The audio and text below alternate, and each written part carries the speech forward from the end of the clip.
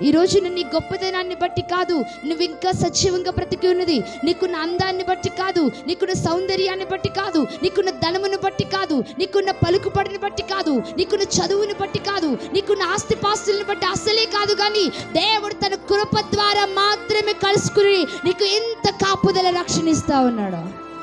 హల్లెలూయా, హల్లెలూయా. దావీదు ఎప్పటికప్పుడు ప్రార్థన జీవితాన్ని కలిగి ఉన్నాడు. దేవుని స్తుతించే విధానాన్ని దావీదు కలిగి ఉన్నాడు. కాబట్టి దావీదు ఏం చేస్తున్నాడు తెలిసిన మాటలు బాగా వినండి ప్రియులారా.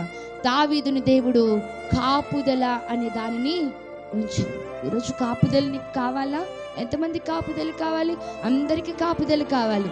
కాపుదలు కావాలి అని అంటే దావీదు వలె ప్రార్థన, దావీదు వలె యథార్థత, దావీదు వలె దేవునికి ఇష్టముగా, దావీదు వలె దేవునికి అనుకూలంగా నువ్వు నీ బ్రతుకుని, నీ భక్తి జీవితాన్ని మార్చుకున్నప్పుడు మాత్రమే దేవుడు ఏం చేస్తాడు తెలుసా? అనుక్షణము నీకు కాపుదల అనేది ఇస్తాడు. దేవునికి స్తోత్రం కలుగును గాక. హల్లెలూయా.